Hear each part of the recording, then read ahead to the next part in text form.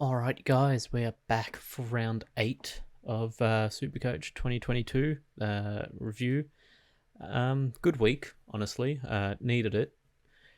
Could have gone slightly better. There was a couple like laid outs and stuff like that didn't go our way, but overall pretty good. 23-36, top 3%. Looking at just other scores around the internet, I was about 25 points off a top 1% score, which would have equated me. Right now I'm 17,000. I would have been 15,000. So that shows that like that whole bracket from like say 15 to 20,000 is like separated only by a couple of points. So in a couple of ways that means that this wasn't as good a week as like I see it as, but um yeah, pretty good still, I reckon. Up in rank, good score. It is what it is. Just go in reverse trades. All right, here we go. Yeah, pretty good scores all around, to be honest. Sicily 132, probably the best defender in Supercoach, I want to say. At least, if you're like me, when you brought him in at probably the best value versus score in all of Supercoach right now, honestly. Cripps was good. Didn't really catch much of the game, but from the little bits I saw, just doing his normal role, which is really all you want. I think if you have Lipinski, you might want to look at trading him out. I didn't really like what I saw of him, but his score was still good. It was just, didn't pass the eye test. Short was fine. Lower score, but he played fine. This whole midfielder thing, apparently it works. He was a high disposal guy in defense, so it just so happened that it also works in the midfield. It's very good around clearances. Ridley was a laid out with illness. Should be back this week. I think it was only like a game time decision. Was he ready? He decided he wasn't, so he took the week off. Essendon did win without him, which is a little bit of a worry because they could say, take another week off, make sure you're 100% because we already won with this team. Or, they get into the game. Sydney this week, I expect Sydney to completely smash him. They could play around with his role a little bit, which won't be great because he just got the role back that I wanted him to have. It was like the end or a bit of the Anzac game, and what was the last game he had? The Dogs game. Yeah, he just got the correct role back, like the intercepting loose defender. So hopefully he gets to keep it. De Koning, 82, better than what I expected. He was gonna get fielded either way, just because of how the outs ended up being. But yeah, pretty surprised with 82. It's pretty good. Good for his cash gen, which is 6 break even. So means I can hold him for a lot longer. Hinge, this was a failure. He was on like 1 at halftime, which I thought, oh god, here we go. Didn't think he was actually going to hit his break even. It was like a 40 something. Ended up, beating it by a little bit. It went up in price. But this week, 71, I don't see that happening. I don't even know if he stays in the team, to be honest. He should, but, we'll see. Hewitt was another one, game time decision, just didn't make it. Must have failed a fitness test. And then Gibcus, a little bit worse than in the past 2 weeks, but 46 break even, averaging 66. You keep him probably, let's see, 9. When's Richmond's bye? 12. You could hold him. Yeah, I reckon you could hold him up until here and trade him out for someone, and then get a later buy for defense. The midfield, everyone kind of just knocked it out of the park. What got 120, 120. Everyone above 120 except Petrarca. Obviously, you take that. I was originally going to look at a vice captain, Neil or Oliver, but a bit too much faith in Neil against a terrible West Coast side. where like bad news just keeps piling on with them. Yeah, it ended up being more McCluggage huge game, which it is what it is. Yeah, this was fine though. 123. Oliver 135. Completely like just. Cripps is the best midfielder in the comp, but Oliver I'd say is number 2. I don't actually think that's even a hot take. Honestly, I think it's very clear. McRae again. I didn't actually watch much of this game. I thought it was kind of boring. But the Dogs got the job done. At least their midfield did. The rest of the team sucked. Surprised Port won a game with Butters playing just terrible. I was thinking of Bogue, saying like Bogue's actually like kind of an option in Supercoach. I don't think many people go onto him, but it is what it is. Took was fine. I didn't watch the game.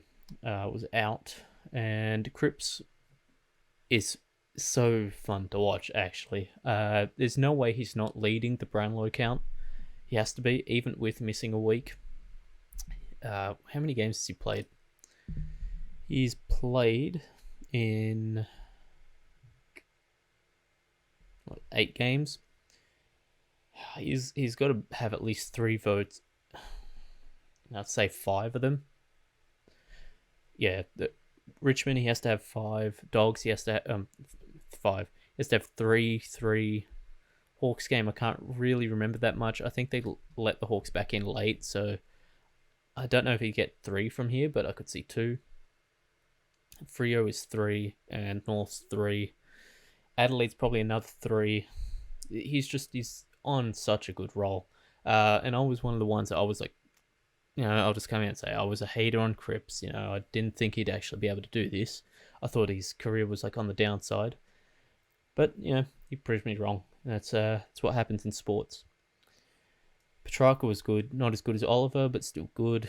Dacos beat his break even. I think his break even was 77 or something, wasn't it? I don't know if I can actually check that. Doesn't say. Yeah, it doesn't say. But I think it was 77, so that's pretty good. He's put it back down. And then I ended up taking Macomb's score. Brought Macomb in over Clark because Clark obviously was in health and safety. I still don't really like Carroll's job security from Carlton.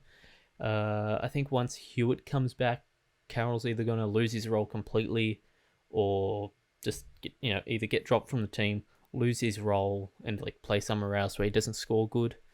I just don't think he's. It's tough. I have to wait till lineups come out for Carroll at least. Ward's pretty much at his max now. 46, he's averaging 49. McDonald, he's probably got another game in him, maybe 2. The ruck line was fine. Witts is, I think, the second best ruck currently. I think Darcy will overtake him. I think Darcy actually could be the number 1. But, Witts is right now number 2, which is a bit tough because I want to bring in a Gorn, but all 3 of these guys are untradeable at the moment. Just look at break evens, 79, so he's got to go up a lot more. Who they got this week? I don't really know Gold Coast schedule. Freo. Should ton. Darcy's not like an excellent defensive ruckman, but should be able to ton. Bruce plays nobody, so he should do fine. Then Hayes as well, like super, still in the negatives, so he's at 250 and it's still in negatives. That's pretty crazy. So that's probably another 100k to make there.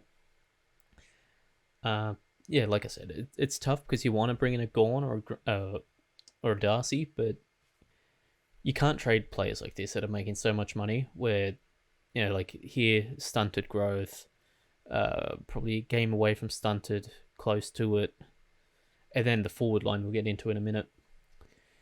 Dunkley was fine. I said the Dogs mids were good, probably with the exception of Dunkley. Bailey Smith wasn't amazing either, but it is what it is. Parker, I only saw like Supercoach scores at halftime. and Parker was doing fine. So I don't know what happened to. Apparently, that he rolled his ankle. Hopefully, it's nothing serious. We'll see. It's Monday now. I think the injury list comes out Tuesday or Wednesday, so we'll have a look. Heaney just missed the goals that he needed. I think it was 0-2 in the first half, so he kicks Sam, he probably tons. Cornelio plays for Leon Cameron. It's tough. Just got to keep him because he's good value still, and there's not that much better at his price. Like, we'll go into it in a minute, but this price is not amazing at the moment. You probably only got him, Butters, DeGoey, and then you're jumping up into like 500k range, which that's a 50k jump. So you probably have to boost to get up that extra 50k. And then Nick Martin is probably F1. Dixon missed because who knows why. My theory is he was part of the clubbing thing, so they dropped him. It's kind of like setting an example. Maybe he comes back this week. He needs to play. They haven't actually got any rucks, and they've got Gawn potentially. If Gawn, there was a report earlier today that Gawn might not be ready for the game. He's getting scans on his knee or his ankle, something like that. We'll see, but like, this is terrible. This is amazing if you've got Gawn, but as a West Coast fan, this is terrible because they dropped Stranaudica. They dropped him. Hugh Dixon dropped. Harry Edwards, or Harry whatever his name is, played, and he's not a ruckman. He can't play it. Bailey J. Williams sucks. Nick Nat's injured. Oscar Allen's injured. Darling can't play ruck. Kennedy can't play ruck. They've actually just got no rucks on the team. So if you've got Luke Jackson, he's probably going to 150 if Gawn doesn't play, and if Gawn plays, he's probably going to 170 or 200. It's actually completely possible. And then Roses was disappointing. It's just Gold Coast won, but Sydney are really good at defending small forwards. Small forwards aren't usually the role that's killing them this year. So, and now he's got probably the second best defense in the comp. Melbourne being clear like number one, then like number two is like all the way down. So, this one might be another pretty poor game. What's his break even? 50. Ugh, that's terrible. That's tough actually, because what's his Dogs is not good for him. Then Hawthorne's not amazing either. Probably a bit better for him, but not amazing. It's tough because he's only gone up in price once or twice since I've brought him in. He was 130 when I brought him in. When was that? That was 2 weeks ago? Or was it last week? Actually can't remember. If it was last week, that's really bad. So it is what it is. But as for trades, we're going Hinge and Dixon out. At least for now. If Dixon gets named, maybe I'll keep him. If Dixon gets named, I might trade Roses or Ward, one of the two. It's actually, now I'm second guessing it. No, I'll go with this. Move Dacos into the defense, which he's meant to be there. This is like really overdue. And then bring in. I got a selection here. I can either go Carroll. It's double R, isn't it? You can bring him in, but like I said, I'm not like super sold on his role. Oh, pardon me. Or I can bring in. Oh man, spelling. Clark. Hello? Oh, because I got him in. Any day now.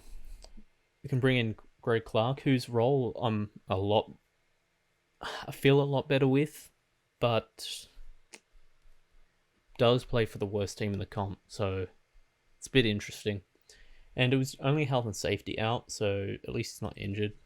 But he was injured earlier, so it is what it is. And then here, I think this one I just have to do. Value's just too good. Cooper Hamilton. The issue with this pick, again, there's issues with everything this week. Even if, like, say, brought in Cooper Stevens, he's probably not going to keep his spot because Geelong's a retirement club. Cooper Hamilton plays for GWS, who I think I've read on Twitter or something like that. They always drop youth players after a huge loss and go for an experienced group. So he could actually get dropped here because they did lose by a fair bit to Geelong.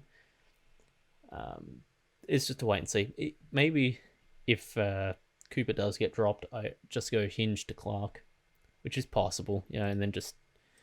I think next week I have to boost anyway, so I'll just do this for now. Next week I use my final boost. I probably get in Brayshaw, Andrew Brayshaw. I keep wanting to say Angus, but that's the Melbourne one. Bring him in, and then I start the hunt for like a Dawson or a Stewart, hopefully at some point. Just field him so it looks a bit better. Team's actually not too far off, honestly. This forward line is done until at least after the buys. It's they're all premium level. The scores aren't amazing though. I'd actually say Martin is probably better than these bottom two. Cogs on his best day is a lot better, but it is what it is. Defense, again, I want a Dawson here. Stewart, I'm thinking of going Ridley to Dawson and then some variation of Dacos, Gibcus, DeConing, this trio into Stewart. That's probably post-buy though. And then here we've got Brayshaw, and then this final spot could be Mills, Steele. Steele is like top preference. I think that's it, Mills and Steele. Like I said, Boak's good, but I don't... Does Boak beat Cripps? No. Does Boak beat Petrarca? Maybe, but I'd probably take Petrarca because he plays for the best team. Took is, coming back into it. He will have a good second half to the season. Boak's not better than Brayshaw. It's tough, actually. I don't even know if I'd like Mills. This Mills is going to drop in price a fair bit. This is probably going to make the video go over a bit, but just to get my thoughts out there. Where is it? Break evens. 201 break even for Mills is really good. It's good value as well because he could drop to 600k on the dot. I still think that's slightly overs. What's his run? And what buy does he have, actually? That's pretty important. I think most of the mids share the same buy. 13. I don't know if you want 13. I think you want 12 for midfield. Essendon's good. Carlton's not amazing. Richmond's great. Melbourne not good. Port can be good. It's not. His average first team's not great though. St Kilda's alright. Essendon's good. Adelaide's good. North is great. Collingwood's pretty good. His run home's not terrible. But I'm looking at Steele. Steele has kind of just proven himself over the last 2 years, 2.5 years. Let's see, where's his buy? 12. Yeah, maybe that's a bit better. He has North pre-buy, which makes it tough to get him in after round 12 because he's going to shoot up in price again.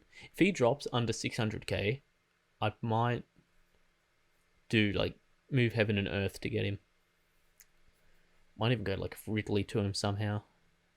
It's interesting. Under 600k, he's probably the best value here. But yeah, that's what it is for this week. Let me know what trades you are doing, what you guys scored, what you guys are ranked, because I know ranks everywhere this year. But yeah, I'll see you all next week. Tasty out.